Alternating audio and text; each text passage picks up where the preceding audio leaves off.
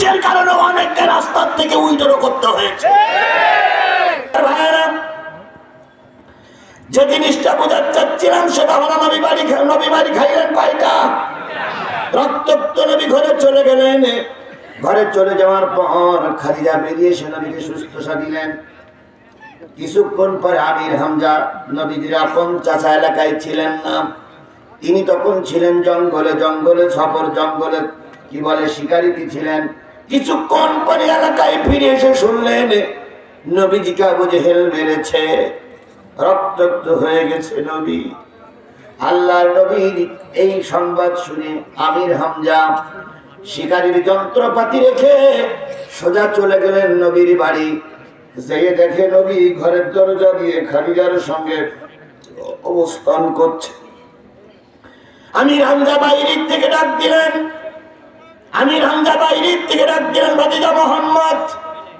ভাতিজা মোহাম্মদ। নবীজির চোখে এত মারি খাওয়ার পরে এখন এক ফোঁটাও পানি আসেনি, কারণ ময়দানে থেকে ভেঙে পড়লে ময়দান দখল করা যায় না। ময়দানের দখল নিতে গেলে সবচেয়ে যে জিনিসটার প্রয়োজন সেটা হলো ধৈর্য। কথা বলেন ঠিক না ঠিক? ইসলামী আন্দোলনের বড় বড় নেতাদের যখন ফাঁসি হলো, বেগম জিয়াকে যখন জেলের ভিতরে ঢুকানো হলো, ওই সময় যদি জামাত বিএনপি ধৈর্য হারা হয়ে যেত, ওরা অনেক বড় সুযোগ পেয়ে যেত। কিন্তু জামাত শিবির হাজারো লাশ পিছনে ফেলেছে, ময়দান থেকে পালাইয়ে চলে যায়নি। এই জন্য এখন আল্লাহ পাক তাদের ইজ্জত বাড়িয়ে দিয়েছে। কথা কি ঠিক বলেছি না বেঠিক বলেছি? ধৈর্যের বিকল্প কোন রাস্তা আমাদের জন্য খোলা নাই। আল্লাহ নিজেই বলেছেন ইন্নাল্লাহ মাস, আল্লাহ ধৈর্যশীলদের সঙ্গে থাকে। আল্লাহ এমনি এমনি বলিনি, আল্লাহ তোমার আওয়াজে ভালোই বসে। কথা ঠিক নেবেছি আমার ভাইয়েরা? নবীজি এক চুপ করেছিলেন, কান্দার নাই। আমির হামজার আওয়াজ শুনে নবীজি চোখের পানি ফেলায় কাঁদতেছে। আমির হামজাও বুঝে দিলেন, ভাতিজা কান্দ কেন? নবীজি বললেন, চাচা, আমার পরিবারের এত লোক থাকার পরও বাইরের মানুষ এসে মেরে যায়, দেখার মতন কেউ হয় না। আমির হামজা বললেন, মুহাম্মদ সাল্লাল্লাহু আলাইহি ওয়াসাল্লাম, তুমি কি কোনো বিয়াদবি করেছো? কয় না। তুমি কি কোনো খারাপ ভাষা ব্যবহার করেছো? কয় না। তাহলে মারলো কেন? মারলো কালেমার জন্য। আমির হামজা বললেন, ভাতিজা অপেক্ষা করো, দেখি তোমার চোখের পানির কোনো বদলা নিতে পারি কিনা। আমির হামজা চলে গেলেন। আবু জেহেলকে খুঁজতে যেয়ে দেখে আবার সত্তরে এক জায়গায় ওনার সাঙ্গ পাঙ্গদেরকে নিয়ে, গুন্ডা পান্ডাদের নিয়ে আনন্দ করতে, স্যার বলতেছে দিয়েছি আজকে ঠিক করে, আর কোনদিন মুহাম্মদ কালেমার দাওয়াত দেবে না। আজকে যে পিটান দিয়েছি, নবুয়তের দায়িত্ব আজকে এখানেই শেষ। আজকের পর থেকে নবীর আর রাজপথে পাওয়া যাবে না। সাঙ্গ পাঙ্গরা, গুন্ডা পান্ডারা বলতেছে, কি করেছেন? প্রায় 3টা আঘাত করেছি, এখনো মারা যায় নাই, তবে মনে হয় মারা যেতেও পারে।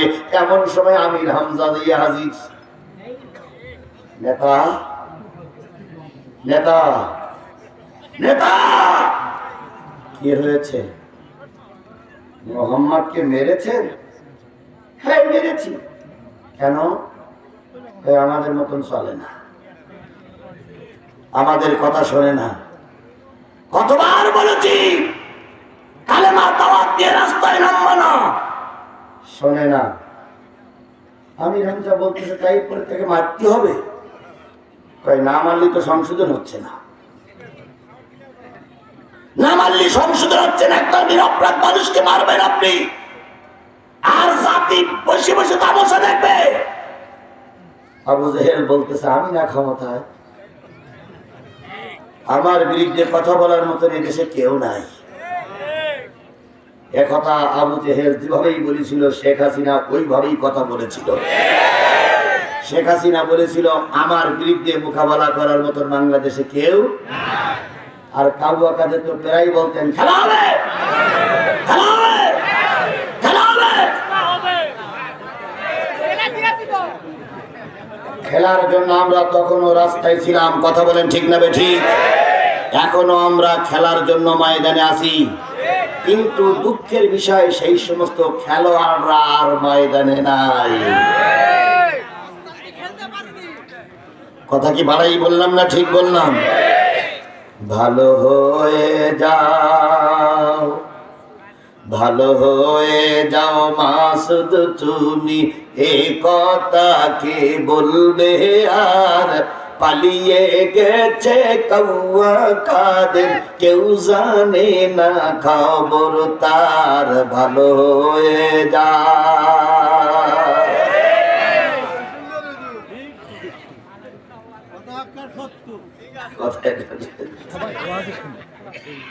ফখরুল সাহেব আপনার বাসায় কৌয়া কাদের গেছেননি, ঠাকুর গায়ের বাসায় আপনি থাকতে তারে দেশেননি।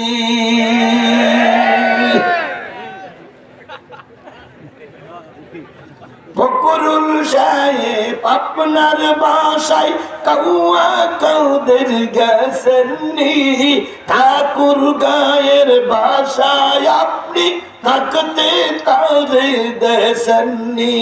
তার সাথে যে হিসাব বাকি, হায় হায়,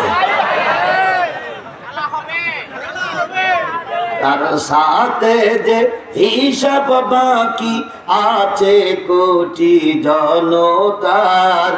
পালিয়ে গেছে কৌয়া কাদের, কেউ জানে না।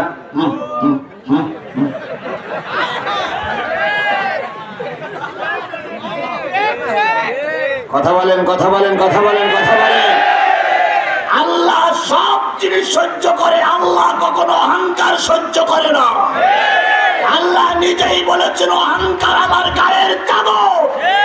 কেউ যদি টানাটানি করে আমি আল্লাহ বাগাইটা সহ্য করতে পারি না, পারি না, পারি না। কি কায়দায় অহংকারে বলতো আমাদের ক্ষমতার থেকে কেউ নামাতে পারবে না। আমাদের ক্ষমতার থেকে নামানোর মতন কোন বাপের বেটা এখনো দুনিয়ায় জন্ম নেয়নি। এই কৌয়া কাদের আর শেখ হাসিনার দুর্গিরাই বলতো। কথা বলেন ঠিক না বেঠিক? কথা বলেন ঠিক না বেঠিক? আর এদের কিছু দালাল এই জয়পুরহাটেও ছিল, এদের কিছু দালাল গোটা পৃথিবীতে বাংলাদেশে ছিল। এরা আল্লামা, বড় বড় আল্লামাদের ওয়াজগুলো এরাই বন্ধ করেছে, এরাই বন্ধ করেছে, এরাই বন্ধ করেছে। কি কায়দায় বলতেন, কি কায়দায় বলতেন জিহাদিরে জয়পুরহাটে ঢুকতে দেওয়া হবে না। আপনি কেতাবটা কোথায় আছেন? আমি জিহাদি জয়পুরহাটে এসেছি, আপনি পাল্লি ঠেকান। আমরা ছিলাম, আমরাই আছি। কথা বলে ঠিক না বেঠিক? ভারকির মামলার পরও আমি জয়পুরহাটের আনাচে কানাচে মাহফিল করেছি, হাজারো বাধা উপেক্ষা করে জয়পুরহাটে মাহফিল চালিয়ে গেছি। তোমরা এক ধাক্কায় পালিয়ে গিয়ে কেন দুলাভাই?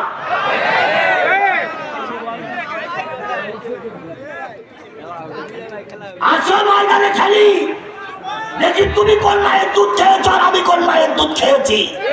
আসো ময়দানে খেলি, দেখি তোমার বাহুতে কি জোর আছে, আমার বাহুতে কি জোর আছে।